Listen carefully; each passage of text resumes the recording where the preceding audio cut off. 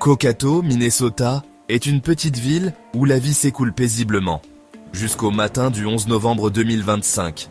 Niché au cœur du Midwest, Cokato est le genre d'endroit où tout le monde se connaît, où les journées commencent lentement, rythmées par le chant des oiseaux et le bruit lointain des tracteurs.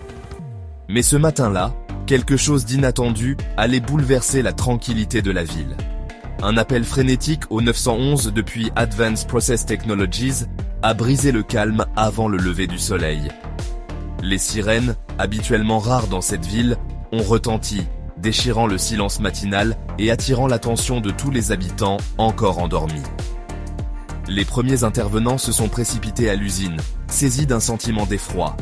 Ils savaient que quelque chose de grave s'était produit, mais rien ne pouvait les préparer à ce qu'ils allaient découvrir.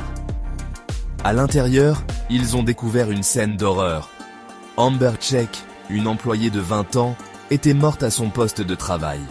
La stupeur et la tristesse se lisaient sur les visages des collègues, incapables de comprendre ce qui venait de se passer. La nouvelle s'est répandue instantanément, secouant chaque foyer de Cokato.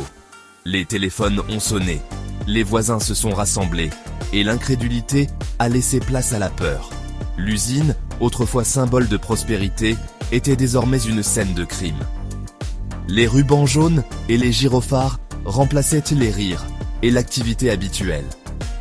L'innocence de la ville fut perdue ce jour-là, remplacée par le chagrin et la peur.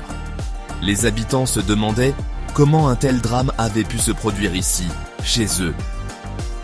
Les détectives ont commencé leur recherche de réponses, assemblant une image sombre et dérangeante. Ils interrogèrent les témoins, examinaient chaque indice, déterminés à comprendre ce qui s'était passé. Ce n'était pas un acte aléatoire, c'était un meurtre calculé et de sang-froid. L'idée qu'un tel crime ait pu être prémédité glaçait le sang de toute la communauté. La tragédie a forcé Cokato à affronter les dangers cachés qui se cachent même dans les endroits les plus familiers. Les habitants, autrefois insouciants, se sont retrouvés à douter de la sécurité de leur propre ville. Le silence qui a suivi était lourd, rempli de questions qui entourent la communauté pendant des années. Ce jour-là, Cokato a perdu bien plus qu'une vie. Elle a perdu une part de son âme. Amber Check était plus qu'une victime. Elle était une soudeuse talentueuse, une athlète accomplie et une fille aimée. À seulement 20 ans, elle avait trouvé sa passion dans la soudure, excellant dans un domaine qu'elle aimait. Sa famille et ses professeurs se souvenaient d'elle comme d'une personne travailleuse, positive et déterminée. La vie d'Amber était un mélange d'art et d'athlétisme, inspirant ceux qui l'entouraient. Son travail chez Advanced Process Technologies était le premier pas dans une carrière prometteuse. L'atelier était son domaine, un endroit où elle aurait dû être en sécurité. Sa perte a laissé un vide que les mots ne peuvent le combler. Sa famille choisit de se souvenir de sa lumière, et non des ténèbres de sa mort. L'histoire d'Amber est un rappel douloureux de la rapidité avec laquelle un avenir brillant peut être volé. Advanced Process Technology, ou APT, est une pierre angulaire de l'économie de Cokato. L'installation moderne est remplie d'artisans qualifiés, travaillant côte à côte dans un environnement exigeant. Les protocoles de sécurité sont stricts, conçus pour les dangers industriels, pas pour la violence interne. Le lieu de travail était une communauté, bâtie sur la confiance et un objectif commun. Cette confiance a été brisée le 11 novembre. L'atelier, autrefois animé par la productivité, est devenu un lieu de peur et de chagrin.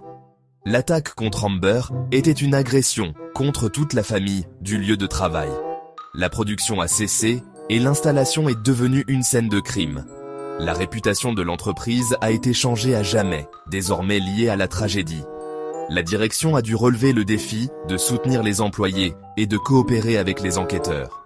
Les murs d'APT retenaient désormais un terrible secret. David DeLong, 40 ans, était le collègue d'Amber, une présence familière et quelconque chez APT. Sous la surface, il nourrissait un ressentiment glaçant. Selon les enquêteurs, DeLong a admis qu'il n'aimait tout simplement pas Amber. Ce n'était pas un crime passionnel, mais un acte prémédité, planifié en silence. DeLong a utilisé son accès en tant qu'initié pour mener l'attaque. Arrêté sans résistance, il a avoué ne montrant aucun remords. La communauté a été laissée à se demander comment une telle obscurité pouvait se cacher à la vue de tous. Le 11 novembre a commencé comme n'importe quel autre jour chez APT. L'air était frais, le ciel teinté de gris, et la routine du matin s'installait doucement dans l'usine. Les machines ronronnaient déjà, et les premiers travailleurs franchissèrent les portes, saluant leurs collègues d'un signe de tête fatigué. Amber et DeLong sont arrivés pour le quart de travail tôt, inconscients de l'horreur à venir.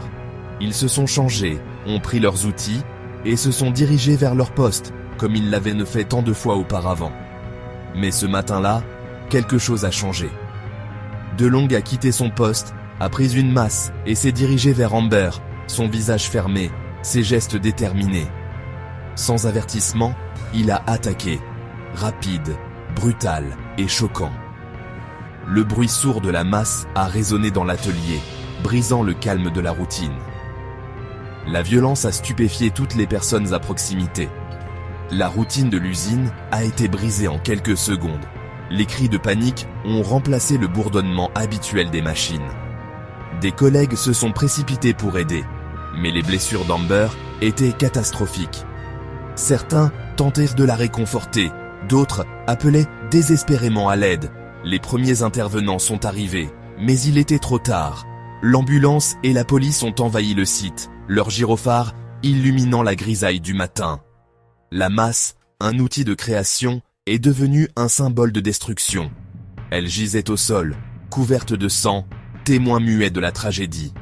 L'atelier a été transformé en une scène de tragédie. Les enquêteurs prenèrent des photos, cherchant à comprendre l'incompréhensible. La normalité d'une journée de travail a été remplacée par le chaos et l'incrédulité. Les employés, choqués, erraient sans but, incapables de saisir l'ampleur de ce qui venait de se passer. La perte a été immédiate et irréversible. Les collègues se sont rassemblés, tentant de se soutenir dans l'épreuve, les larmes aux yeux. Le silence qui a suivi a été rempli de chagrin. L'usine, d'habitude si vivante, semblait figée dans la douleur. Un mardi matin était devenu un cauchemar. Ce jour-là, la vie à l'usine APT a changé à jamais, marquée par une tragédie que personne n'aurait pu imaginer. Les enquêteurs avaient un témoin impartial, les caméras de surveillance de l'établissement. L'attaque entière a été filmée, fournissant des preuves indéniables. La séquence montrait les actions calmes et délibérées de DeLong, alors qu'il récupérait la masse et attaquait Amber. Il n'y a eu aucune hésitation, aucune dispute, juste une intention froide. La vidéo est devenue la pierre angulaire de l'affaire, ne laissant à DeLong aucun endroit où se cacher. Confronté aux preuves, DeLong a avoué son histoire correspondant aux images. L'enquête a été rapide, les preuves claires. Les caméras ont assuré que la vérité ne serait pas perdue ou déformée. Pour la famille d'Amber, les images sont à la fois une source de douleur et un outil de justice. L'objectif impassible a garanti que DeLong serait tenu responsable. Le meurtre d'Amber a envoyé des ondes de choc à travers Cokato et au-delà. Dans une petite ville, la tragédie est personnelle. Chacun a ressenti la perte. Des veillées ont été organisées et des souvenirs partagés, alors que la communauté pleurait ensemble. La famille d'Amber a choisi de se concentrer sur sa vie et de plaider pour le changement. Ils ont parlé de la violence au travail, espérant prévenir de futures tragédies. Ses professeurs et entraîneurs se souvenaient d'elle comme d'un symbole d'espoir et de progrès. La perte a résonné profondément, surtout parmi les femmes dans les métiers spécialisés. L'histoire d'Amber est devenue un appel à la sécurité et au respect dans chaque lieu de travail. La communauté pleurait non seulement une fille, mais un symbole d'une nouvelle génération. Pour APT, le meurtre d'Amber a été une crise qui a frappé au cœur de l'entreprise. La production a cessé et l'usine est devenue un lieu de deuil. La direction a donné la priorité au bien-être des employés, offrant soutien et conseils. L'entreprise a pleinement coopéré avec les enquêteurs, ouvrant ses portes et ses registres. Le défi à venir, reconstruire la confiance et assurer la sécurité pour tous. APT doit maintenant affronter la réalité de la violence au travail, pas seulement les accidents industriels. La tragédie fera à jamais partie de l'histoire de l'entreprise.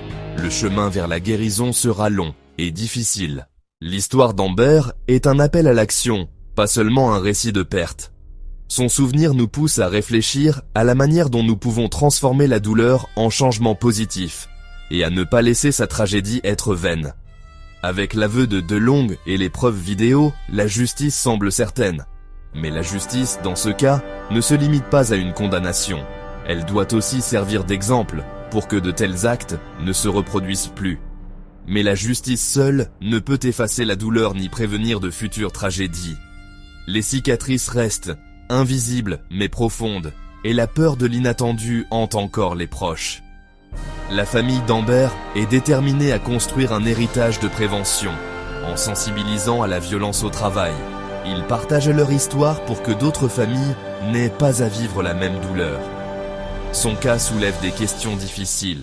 Comment repérer les signes avant-coureurs?